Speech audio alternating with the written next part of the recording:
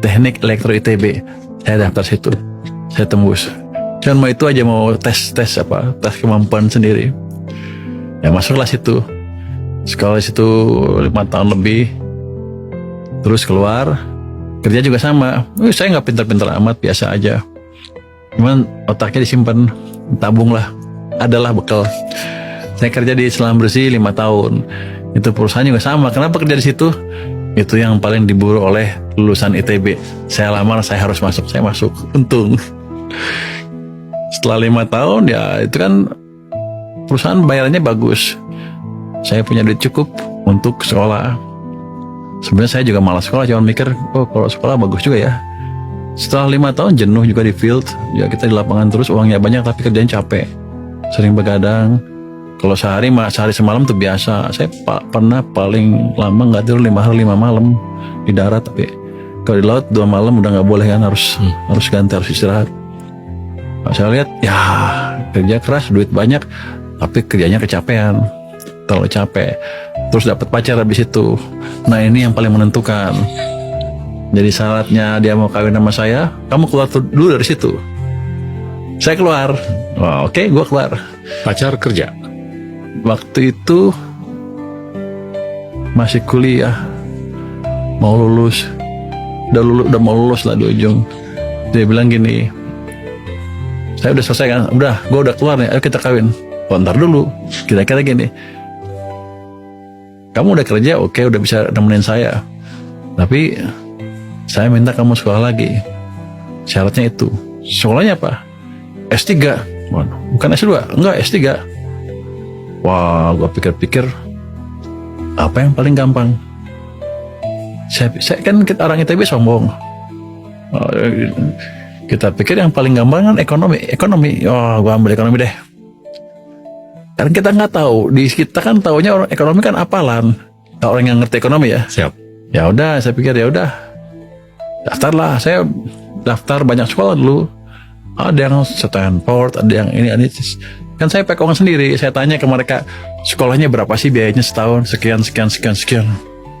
Wah, yang ini setahun udah pulang, gue habis duitnya nih. Jadi saya pilih yang cukup bagus, yang cukup ekonomis. Saya pikir, Purdue lumayan lah.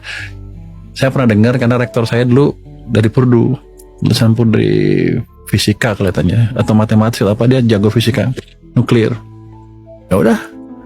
Jadi begitu saya lamar banyak ya terima itu yang banyak terima, yang paling masuk akal itu. Siap. Ya udah, saya langsung bilang ya udah kita kawin. Ya udah, kawin setelah itu. Berangkatlah ke Amerika, ambil economics. Saya pikir kan gampang, mampus lah ternyata. Ternyata itu susah banget ya. Banget. Saya pikir susah sekali tuh. Di ITB aja nggak susah ini, saya pikir. Di ITB tuh saya agak badung, jalan main-main terus. Di sini udah belajar matian, nggak ngerti juga saya, udah mati-matian. Jadi sebulan pertama itu, sebulan 2 bulan lah saya ngadepin saya. Ini udah pernah ceritakan.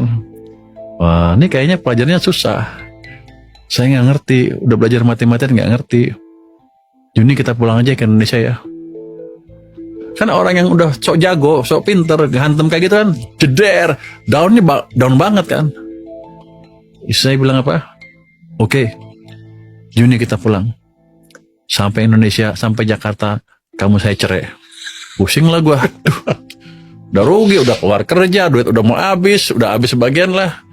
Nanti istri hilang juga. Itu total loss namanya. Jadi kita kurangin loss, ya udah. Saya belajar lagi, tapi kamu bantu saya. Iya, saya bantu kamu. Jadi habis itu saya belajar lebih keras. Siap. 8 pagi udah di perpustakaan, begitu buka di perpustakaan pasti sampai jam 12 malam. Kita hitung waktu makan juga kita kurangin.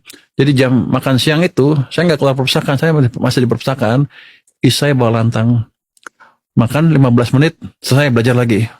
Nanti jam 7 itu lagi makan 15 menit, waktuin 15 menit makan, belajar lagi. Baru kita bisa ngejar itu orang-orang Korea, orang Cina yang tekun-tekun itu. Gila. Tapi istri saya sampai dikenal Bu Tani.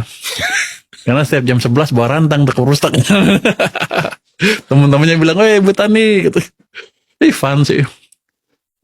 Jadi itu kenapa saya ambil ekonomi, karena kepaksa dan kebetulan. Alhamdulillah. Terus begitu selesai, Saya masuk tuh paling bodoh. Karena saya S1, langsung S3, nggak pernah ngambil S2 ekonomi, even nggak tahu ekonomis, nggak tahu istilahnya. Tapi saya lulus paling cepat dibanding teman-teman yang Luar lain. biasa. Nah, hasilnya lumayan lah. Sepertinya lulusnya paling pintar dibanding yang lain. Kan yang penting dapat gainnya kan. Betul. Mereka mulai di sini hasilnya. Saya di sini, hasilnya di atas. Jadi saya untung banyak. Ya itu yang namanya good investment untuk saya ya. Pulang saya ke Dana Reksa. Ada. Dulu ketemu kan. Ya, kakak Anda apa Zaman, Reksa? zaman pakai celana pendek dulu gitu. Dana Reksa, saya kerja di Dana Reksa Research Institute. Siap. Di economic research-nya di situ masuk tahun 2000 sampai 2014 di Dana Reksa. Tapi 2002 udah kenal mantan bos Anda, Pak SBY. Kita bantu waktu mereka bikin think tank, saya bantu dari jauh. Iya. 2004 kita bantu, tapi dari jauh. Saya anggota itu, scholarnya Brighton Institute. Iya. Dari waktu ke waktu saya kasih masukan. Kalau susah-susah pasti ke saya tuh mereka tuh. Iya. Kita kasih masukan. 2010 saya bantu Pak Hatta Rajasa sebagai staf khusus dan juga anggota Komite Ekonomi Nasional. Terus tahun 2015 kita pindah jalur, bantu Pak Jokowi dan Pak Luhut. Siap.